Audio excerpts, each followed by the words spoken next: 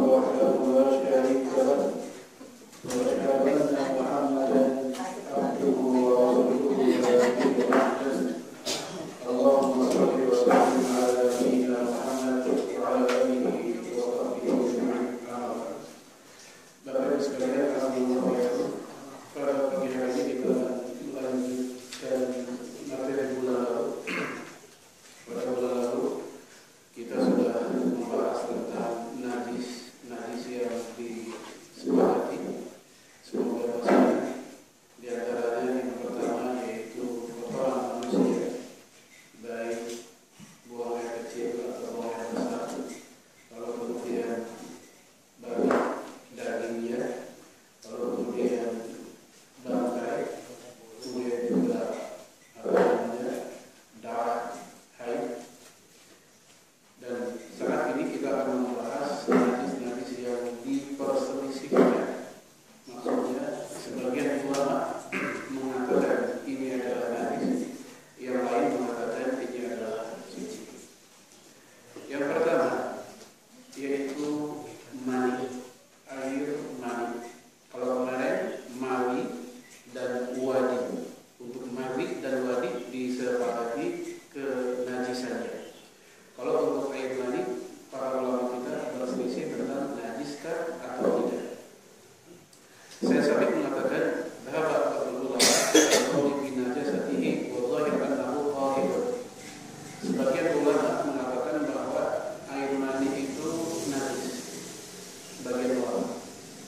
Namun kata saya sampai dhahir, pendapat yang benar adalah annahu tahir, dia suci. Jadi dia memilih pendapat yang mengatakan bahwa air mandi itu suci. Walakin yustahabbu, tetapi tetap dianjurkan, disunahkan atau disukai bagi siapapun untuk dia mensucikannya atau membersihkannya. Idza kana qatban farhu wa in kana yabisan.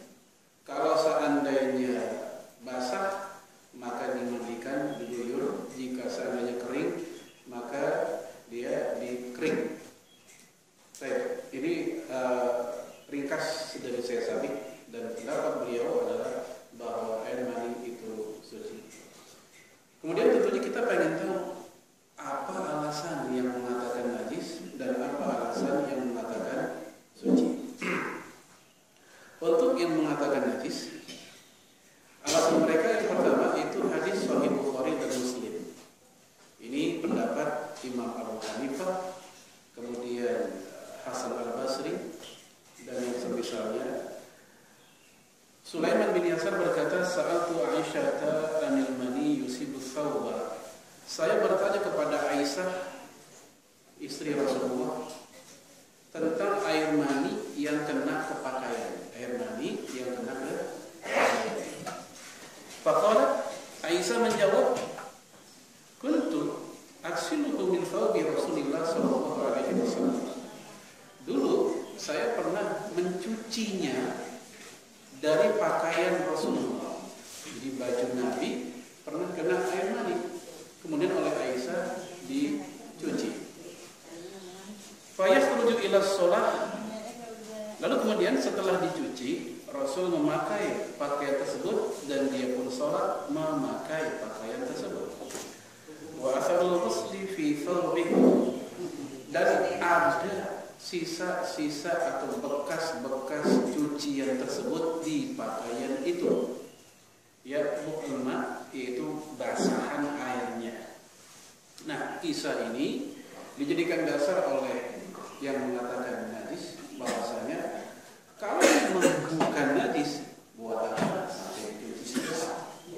Ketika dicuci itu tanda bahwa air mani adalah najis. Di sisi itu, ya, wajib istidlal, sisi pendalilannya di situ. Kalau memang dia suci, tentu oleh Aisyah akan dibiarkan saja, atau oleh Rasul akan dijelaskan, nggak usah dicuci, itu suci misalnya. Tapi ternyata tidak ada penjelasan dari Nabi, dan perbuatan Aisyah pun juga nggak dicegah oleh Nabi ketika mencuci baju tersebut, sehingga kata bahwa ini maka dia suci. Baik, di sini dikatakan dalam kitab Badai As-Sunai, Tabyinul Haqa'iq, Binaya 'ala Hidayah dan seterusnya, kitab-kitab standar mazhab Hanafi. Wajibul istidlal min hadzal hadis, dari sisi hadis ini pendalilannya adalah anna Aisyah radhiyallahu anha qad ghasalat al-mani min thawbi Rasulillah.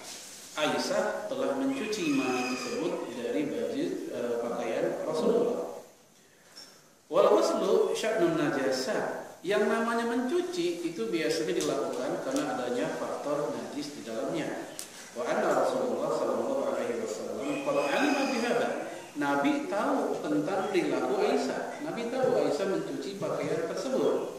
Faqahu, dan Rasul pun mensetujuinya. Jadi enggak mengingkarinya. Ya, walam yaqullaha annahu tahirun, dan Nabi juga enggak bilang bahwa itu suci. Wa li'annahu kharijun min ahadi sabilain, dan lagi pula air mani itu kan keluar dari salah satu jalan di antara dua jalan. Maksudnya apa? Salah satu jalan di antara dua jalan. Maksudnya dua jalan adalah dubur dan kubul, gitu. Akan air mani keluar juga dari kubul, sehingga ya dia najis sebagaimana umumnya yang keluar dari dua jalan tersebut. Fakana najisan kasahiri najasat, maka dia adalah najis seperti najis-najis yang lainnya. Baik, saudara, penjelasan dari golongan Hanafi atau yang semisal dengan mereka cukup. Memang dalilnya ada, dan bagaimana memahami dalilnya mereka sudah menjelaskan seperti itu. Kemudian ada dalil tambahan, tapi dalil tambahan ini dhaif. Ya Ammar, wahai Ammar, ya, innama yuksalu thawb min khamsin. Sesungguhnya yang namanya baju itu dicuci karena faktor ada 5 hal.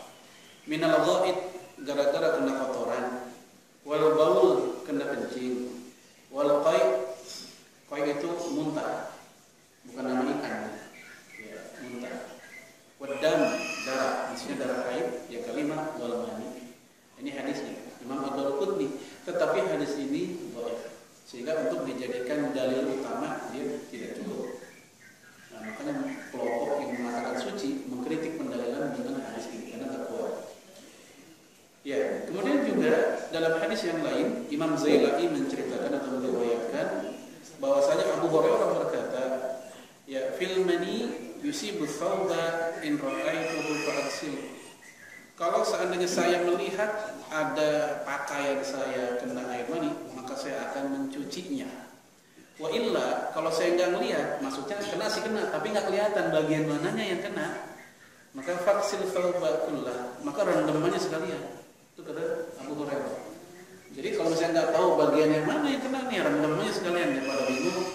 Ini pendapat Abu Hurairah. Dan Abu Hurairah dalam hal ini memang pendapatnya sama dengan Abu Hanifah. Ya, mungkin Abu Hanifah mengikuti pendapat Abu Hurairah. Wa 'anil Hasan al-mani bi manzilatil baul.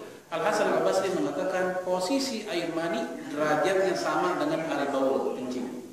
Sama. Baik, sekali lagi ini alasan pihak yang mengatakan najisnya air mani dan orang-orangnya. Sekarang kita lihat kelompok yang mengatakan suci.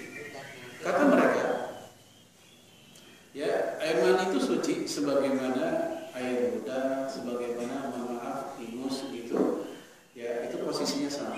Alasan mereka pertama, mereka mengkritik pendalilan yang pertama, yaitu kisah ketika Aisyah mencuci pakaian Rasulullah yang kena air mani itu.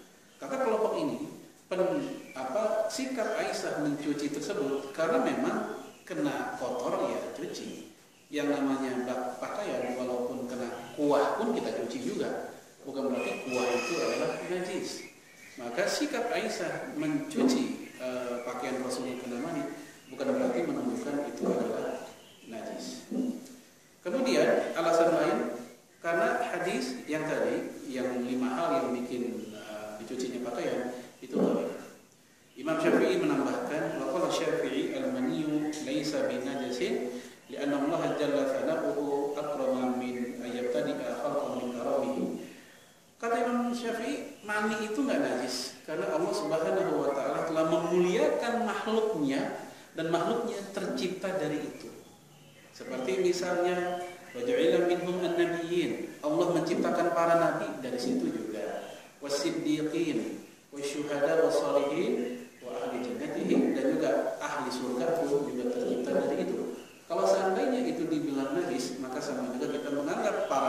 najis. Para sholihin, siddiqin, syuhada juga najis, dan para penghuni surga juga najis. Ini pendapat atau hujjah dari Imam Syafi'i. Imam San'ani juga mengatakan begini. Wa ahadits waslihi mahmulah 'ala nadbi. Hadis yang memerintahkan bahwa diperintahkan untuk mencuci atau mencuci pakaian tadi yang Aisyah tadi itu mahmulah 'ala nadbi. Itu bisa diartikan atau dimaknai an-nadb. Nadb itu apa? Anjuran, sunnah aja, bukan kewajiban. Walaysa al-ghuslu dalilun najasah, dan mencuci, aktivitas mencuci itu bukan dalil najisnya hal tersebut.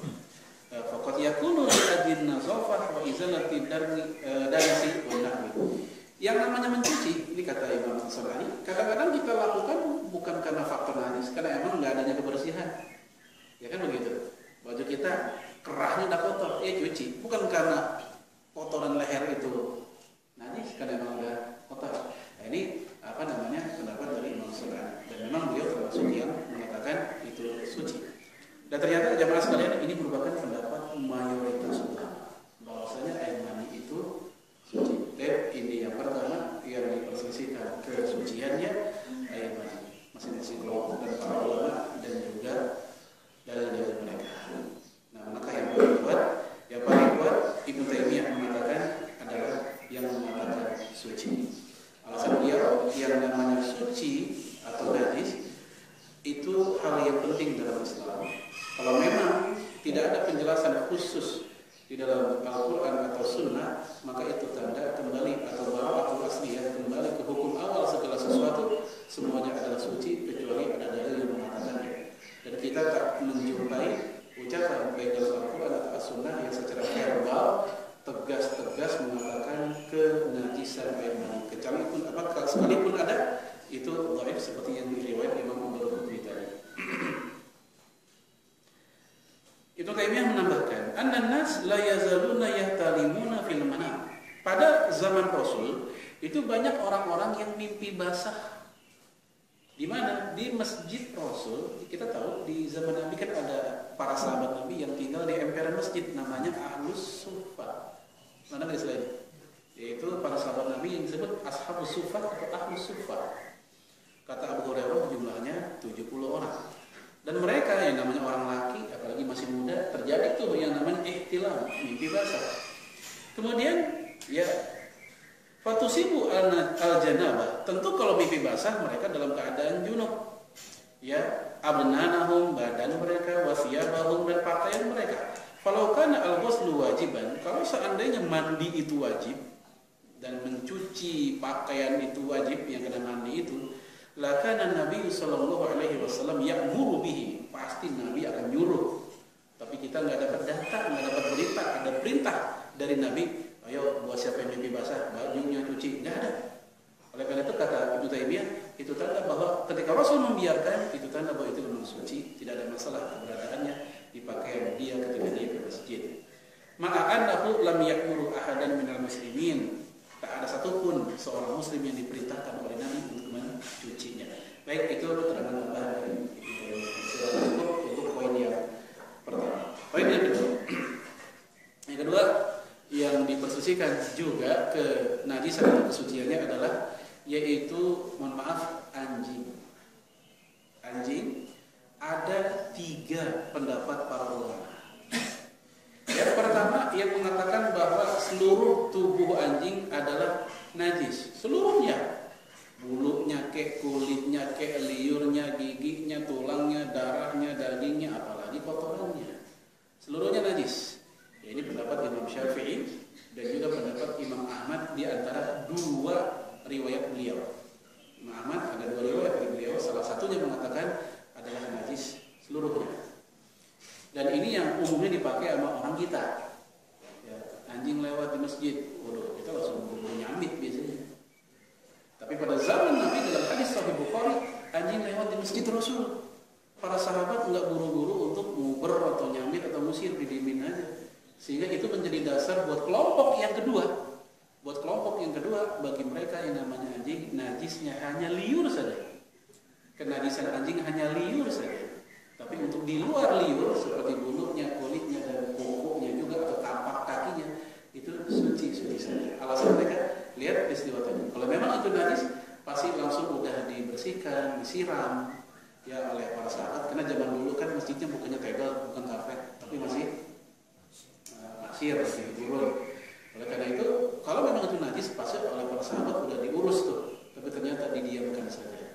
Ini kelompok yang kedua yang mengatakan yang najis hanya liurnya, tapi tubuhnya adalah suci. Nah ini pendapat Imam Abu Hanifah dan juga salah satu pendapat dari Imam Ahmad bin Hanbal. Pendapat yang ketiga adalah kebalikan yang pertama. Kalau tadi yang pertama semuanya adalah najis. Kalau ini yang ketiga semuanya adalah suci. Liurnya pun suci, bulunya suci, kecuali tentu kotorannya. Ya, ini pendapat Imam Malik. Maka jangan kaget di dalam beberapa kitab fikihnya mazhab Imam Malik itu diceritakan tentang para ulama atau di antara ulama mereka ketika membaca Al-Quran itu sambil ngelus anjing. Ada sampai tilawah megang. Oh, saya dengan anak anjingnya. Ini informasi ini mesti kita ketahui supaya kita nggak terkaget-kaget kalau ketemu orang atau seorang ustadz yang punya pendapat seperti itu. Baik, kita mau tahu alasan kelompok yang pertama semuanya adalah najis itu apa? Yang pertama alasannya itu hadis Sahih Bukhari yang berbunyi idza walagha al-qalbu fi ahadi ina'ikum faqsil sab'a marrat ihdahunna biturab. Kalau ada seekor anjing yang minum di bejana kalian, kita tahu kalau minum di bejana kena airnya, tentu kan nggak ngejilatin bejana. Yang diminum, yang dijilatin lidahnya itu ke air. Walago itu artinya menjulurkan lidah. Tapi karena emang itulah cara dari anjing minum ya seperti itu. Bukan hanya anjing, kucing juga begitu cara minumnya kan. Jadi airnya. Tapi Nabi apa katakan? Cuci itu bejananya. Padahal yang dijilat adalah airnya. Kalau kita pakai logika semata-mata cukup dibuang aja udah. Kan nggak dijilatin bejananya. Tapi ternyata oleh Nabi disuruh lap segala bejananya. Maka bagi kelompok ini itu tanda dia najis berat. Kalau emang dia nggak najis atau najis ringan saja, cukup disuruh buang aja. Ternyata bukan disuruh buang semata-mata, tapi bersihkan juga bahkan sampai 7 kali guyuran. Oleh karena itu ini tanda kesucian kenajisan liurnya anjing. Lalu bagaimana dengan tubuhnya? Mereka mengkiaskan. Ini Imam Al-Ghazali. Kata Al-Ghazali, kenajisan seluruh tubuh anjing karena dikiaskan dengan liurnya. Liur keluar dari pori-pori lidah, sebagaimana keringat keluar dari pori-pori tubuh. Maka dengan jalan kias dianalogikan, maka najisnya liur juga bermakna najisnya keringatnya. Keringat pasti kena kulit dan kena bulunya. Ditambah lagi anjing punya kebiasaan suka menjilat-jilat badannya. Oleh karena itu dia najis keseluruhannya. Ini pendapat yang pertama. Baik, pendapat yang kedua alasannya kenapa yang najis liurnya doang, badannya enggak. Karena mereka tidak berdasarkan dengan hadis yang tadi. Mereka menambahkan dengan hadis yang lain yang kisah anjing bolak-balik di masjid pada masa itu. Jadi nggak cukup satu hadis doang. Bagaimana lihat ada hadis ternyata ada kisah bahwa mereka bolak-balik. Karena mereka bolak-balik dan para sahabat Nabi enggak mengusirnya atau membersihkannya, maka itu tanda yang najis hanya liurnya, tubuhnya tidak. Ini kelompok yang kedua alasannya itu. Nah tadi kelompok yang pertama membantah kelompok yang kedua. Apa bantahannya Bu? Bantahannya adalah bahwa di antara tata cara membersihkan najis adalah yaitu memang membiarkannya hingga akhirnya najis itu hilang oleh angin yang berhembus. Seseorang misal ya biasanya orang laki, orang perempuan juga ada kencing di bawah pohon sembarangan, bir apa kan nggak pakai disebor tuh biasanya. Tapi nanti ketika udah seminggu 2 minggu kan gitu, hilang nggak kira-kira? Termasuk juga baunya, termasuk juga ya kalau mungkin ini kalau jadi tempatnya memang baunya nggak hilang-hilang. Kalau jadi tempat khusus ya. Tapi kalau cuma sekali saja, emang itu bukan buat tempat buang air kecil sebenarnya. Ya mungkin nunggu sebulan 3 bulan juga nggak hilang, gitu. Sehingga kata mereka, ketika itu anjing lewat, didiamkan karena memang membersihkan najisnya bukan dengan cara diguyur, apalagi itu pasir yang merembes. Tapi memang didiamkan saja, terhilang sendiri dengan angin yang bertiup. Itu bantahan dari kelompok yang pertama untuk kelompok yang kedua. Baik, kita masuk kelompok yang ketiga yang mengatakan seluruhnya adalah suci. Ini kebalikannya tadi, pendapat Imam Malik. Bagi mereka hadis yang menyuruh untuk membuang airnya kemudian dicuci 7 kali, bagi mereka nggak ada penyebutan najis. Itu hanya penceritaan kalau anjing lagi minum di air di bejana tamu, terus buang airnya cuci bejananya. Artinya apa? Ikutin aja udah. Sifatnya ta'abudiyah, peribadatan dan ketaatan kepada Nabi. Nabi nyuruh gitu, ikutin aja. Adapun apa hikmahnya? Apakah gara-gara najis? Kan kita nggak tahu. Itu namanya tebak-tebakan dan bukan. Tidak ada dalil menyebut najis dalam kisah itu, kan nggak ada. Itu hanya interpretasi atau tafsir dari manusia. Nah, bagi kelompok ini, kita melakukan hal tersebut bukan karena itu najis, karena memang kita taat sama Nabi. Nabi nyuruh, udah kita ikutin aja. Itu alasan pihak yang ketiga. Bapak Ibu sekalian, kalau waktu di negara kita dan kebiasaannya, mana yang dipakai? Yang pertama kan? Walaupun hati saya pribadi ya lebih nyaman memang dengan pendapat yang pertama. Kalau bicara hati ini, pendapat pertama saya lebih nyaman. Tapi kalau kita bicara voting, para ulama lebih banyak ikut yang mana? Pendapat yang kedua. Pendapat kedua, najisnya liur tapi sucinya yang lain, itu pendapat jumhur, pendapat mayoritas. Baik, itu keterangannya singkatnya begitu. Nah, ini langsung saya ambil dari dari Syekhul Islam Ibnu Taimiyah. Dia mengatakan, ammal kalbu falil ulama fihi salasatu aqwalin ma'rufatin. Anjing itu menurut para ulama ada 3 pendapat terkenal yang sudah kita bahas tadi. Ya, 3 pendapat terkenal. Ahaduha, yang pertama, annahu najisun kullu, seluruhnya adalah najis. Ya. Kemudian ya hatta sya'ru, ya sampai sya'ruhu, bulu-bulunya. Qaul Syafi'i. Ya, ini merupakan pendapat Imam Syafi'i wa Ahmad fi ihda riwayatain anhu, dan juga pendapat Imam Ahmad dari salah satu di antara 2 riwayat darinya. Wasani, yang kedua, bahwasanya annahu tahirun, bahwa yang namanya anjing itu adalah suci seluruhnya. Rikuhu ka qauli Malik fil masyhur anhu. Inilah pendapat Imam Malik yang terkenal darinya, seluruhnya adalah suci. Wasani, yang ketiga, anna riqahu najisun, liurnya adalah najis, tapi wa anna sya'rahu tahirun, bulunya adalah suci. Wa hadha madhhabu Abi Hanifah wal masyhur al-masyhur anhu. Wa hadhihi hiya riwayatul mansur inda aktsari ashabi. Inilah pendapat mayoritas ulama. Nah, itu kayak gitu bagaimana peta para ulama kita dalam memahami atau menyikapi kenajisan anjing. Sehingga jangan kaget teman-teman kita, sebagian saudara kita kaum muslimin di sebagian daerah di Sumatera, sebagian Sumatera Barat itu ada yang biasa dia punya anjing di rumahnya, atau bahkan sampai gendong-gendong anjing segala gitu. Karena bisa jadi, saya nggak tahu apakah karena ikut pendapat Imam Malik atau karena faktor budaya aja, kebiasaan gitu. Ya, tapi jelas semoga kita nanti nggak kaget ketika ketemu ulama atau ustaz atau seseorang yang punya pendapat seperti itu. Ya. Baik, ini untuk yang kedua saya rasa cukup penjelasannya, ini bisa saya ringkas ya tentang anjing. Ya. Kemudian yang ketiga yaitu alkohol dan khamr, najiskah dia? Ini juga nggak sedikit sering kita lihat silang sengketa di antara masyarakat dan juga para ulamanya. Ujung-ujungnya adalah nanti kalau kita sholat pakai minyak wangi parfum yang beralkohol boleh apa enggak? Sebab kalau dia najis ya kan tidak boleh, kan gitu. Kalau dia suci jadi nggak apa-apa. Jadi sampai-sampai begitu dampaknya. Nah, pihak yang mengatakan najis dalilnya adalah ya innamal khamru wal maisiru wal ansabu wal azlamu rijsun min amal syaitan fajtanibuhu la'allakum tuflihun. Nah, itu ada kata rijsun. Rijsun menurut Imam An-Naisaburi atau mufassir dari generasi abad pertengahan khususnya Syafi'iyah mengatakan rijsun itu adalah najis. Sesungguhnya khamr, minuman keras.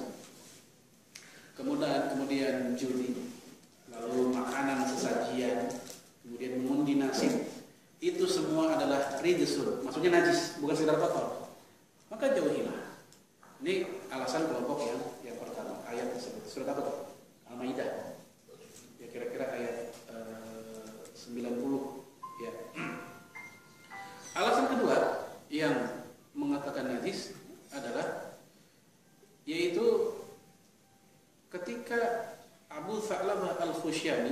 bertanya ke Rasulullah, "Ya Rasulullah, nahnu ma'a ahlil kitab."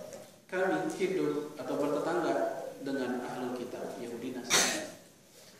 Afana qulu bi aniyatihim. Boleh enggak kami memakan atau minum menggunakan bejana mereka, entah gelasnya, entah piringnya, rantangnya, gitu dah. Nabi katakanlah, jangan. Ya, Nabi melarang. Nah, itu dijelaskan oleh para pensyarah. Kenapa Nabi melarang? Karena mereka punya kebiasaan meletakkan khomer mereka di bejana mereka, tempat-tempatnya, atau juga mohon maaf, ya mungkin lemak babi atau apa gitu. Maka ketika Nabi melarang, itu dalam rangka preventif pencegahan hal tersebut. Maka itu tanda bahwa itu adalah najis. Ini kelompok kedua alasan itu. Ya, inilah pendapat dari cukup banyak ulama bahwa najisnya minuman keras dan alkohol. Yang kedua, yang mengatakan dia suci, tidak najis. Alasannya adalah kata rijsun dalam ayat itu menurut Ibnu Abbas bukan najis tetapi rijzun. Apa rijzun? Azab. Gitu, azab. Rijzun azab. Jadi bukan najis. Atau juga bisa bermakna kotor. Dan kotor belum tentu najis. Kemudian alasan lain, mereka beralasan dengan hadis Sahih Muslim. Ketika turun ayat tadi diceritakan bahwasanya Madinah banjir minuman keras, banjir khamar. Yang namanya banjir tentu kena cipratan atau becekannya. Kalau memang itu najis, pasti para sahabat Nabi udah bikin cara supaya kada banjir. Apa dibuat selokan, dibuat lubang supaya itu khamar tertampung di sana, nggak usah sampai banjir. Tapi saat itu mereka langsung guyur begitu aja, numpahin begitu aja, hingga akhirnya mereka pun kena. Dan ini menunjukkan dia suci. Kalau memang itu najis, pasti mereka orang pertama yang menghindarinya. Itu alasan pihak yang mengatakan dia adalah suci. Lalu bagaimana kalau seandainya rijsun itu adalah makna najis? Kata mereka, kalaupun mau dibilang najis, itu bukan najis secara zat, bendanya, tapi najis secara maknawi atau perbuatannya. Mabuknya yang najis. Sebab kayak judi pun yang najis bukan fisik duitnya, tapi perbuatan judinya. Sebab kalau judi yang bermakna najis adalah fisik duitnya, tentu nanti ribet buat polisi ketika ngegerebek, megangnya najis. Gitu, akhirnya pakai sarung tangan, pakai sumpit, kan susah. Nah, kedua, ketika Allah katakan dalam Al-Quran, "Fajtanibu rijzam minal awthan." Jauhilah oleh kalian berhala-berhala yang najis itu. Tentu yang dimaksud najisnya berhala bukan fisiknya. Patung itu yang najis bukan bendanya, tapi proses penyembahannya. Sebab kalau patung itu najis, kasihan tukang baju, megang menekin kagak boleh. Apa menekin? Buat etalasenya ya, buat itu tuh, display gitu, gantungin pakaian, jilbabnya. Itu kan patung. Yang namanya patung najis ketika apa? Ketika dijadikan alat sesembahan. Semata-mata dia patung, dia benda suci, batu atau tanah. Batu tanah yang suci. Sehingga dia adalah suci. Nah, makna dari tadi bukan najis bendanya, tapi najis perbuatannya atau maknawi, bukan najis aini. Sehingga bagi mereka alkohol pun juga suci. Baik, itu pihak mengatakan suci. Nah, ujung-ujungnya berdampak pada memakai minyak wangi yang beralkohol pun juga tidak apa-apa. Toh nanti dia juga akan hilang lenyap dengan angin itu nguap gitu. Tapi bagi saya, selama udah ada alkohol yang minyak wangi yang non alkohol, dan cukup banyak yang menjual kok, ya mendingan kita pakai yang aman-aman aja, pakai yang tidak kontroversi. Itu tentang kenajisan alkohol. Kalau untuk keharamannya diminum itu jelas. Tolong dibedakan pembahasan tentang meminum alkohol dengan mengoles. Alkohol itu mengoles namanya. Kayak bayi supaya pusternya puput kan dikasih alkohol. Kita luka dikasih yang kuning-kuning tuh, Revanol, ada alkoholnya. Betadin ada alkohol, itu kan obat oles, bukan obat minum. Ada juga obat batuk, apa tuh namanya, yang ada berapa persen alkohol. Nah ini yang nggak boleh karena dikonsumsi, diminum. Tapi yang kita bahas tadi masalahnya dioles gitu.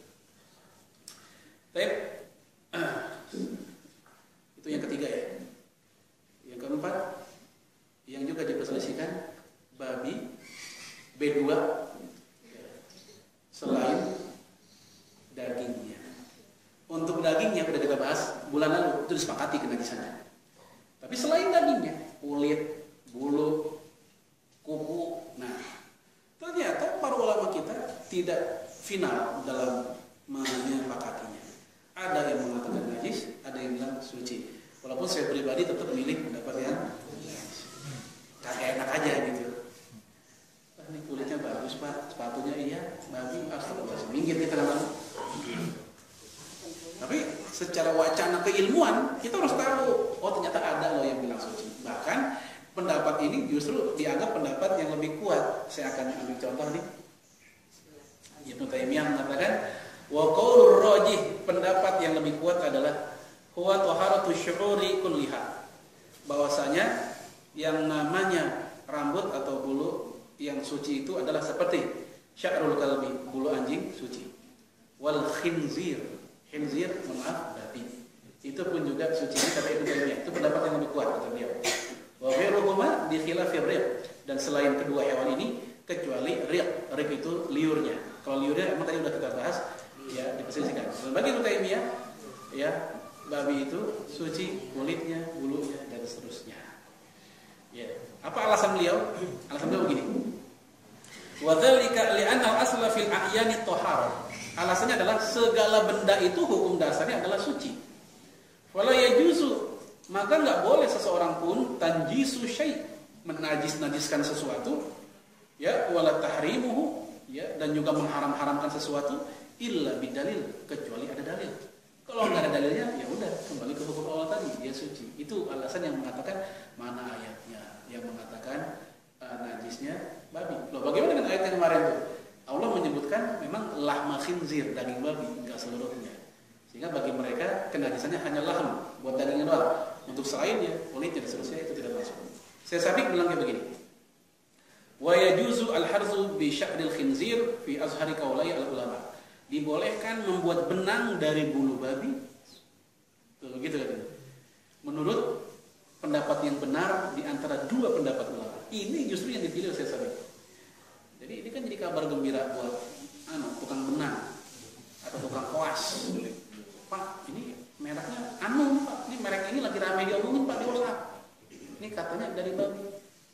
Ini keluarin kitab, IPA ada kitabnya. Saya Sabik bilang suci. Jadi ini tukang martabak bawa kitab juga ada. Jadi intinya ada informasi yang cukup mengagetkan buat kita. Ternyata di antara ulama kita ada yang mengatakan dia tidak najis.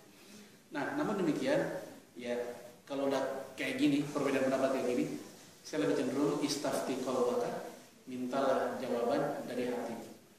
Nah, kita rasa di hati itu lebih tenang, ya kalau ikut pendapat yang mengatakan najis. Dan tentu kita hormati pendapat yang mengatakan bahwa dia adalah suci.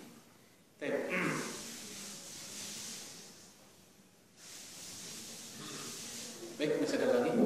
Tapi mohon maaf, saya sudah izin dengan para asal nggak bisa lama karena jam 6:30 saya ada acara di tempat lain. Kalaupun ada dialog mungkin hanya satu aja. Assalamualaikum warahmatullahi wabarakatuh.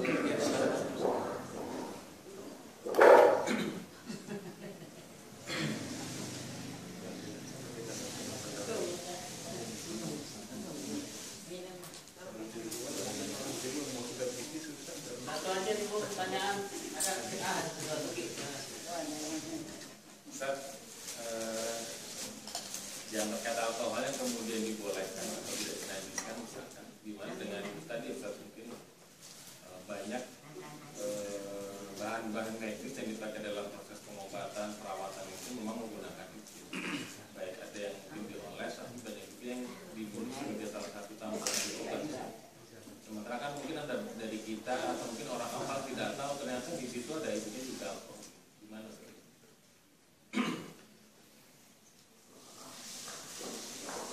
Baik, memang dalam hal ini dituntut buat kita untuk ihtiyat, hati-hati, dan juga warok, ya, hati-hati.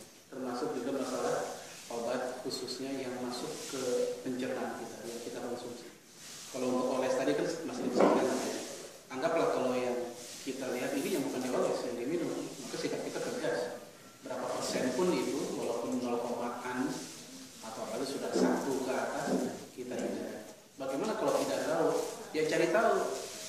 aja dari komposisi.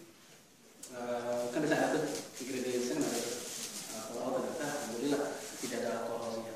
Biasanya kalau ada alkoholnya juga perusahaan terang-terangan menulis itu mengandung alkohol sekian persen. Ya kalau nggak ada ya udah kita baik sangka saja memang ini tidak ada. Ya, karena memang pengetahuan kita hanya sampai atau upaya kita hanya sampai membaca ingredients saja atau komposisi saja.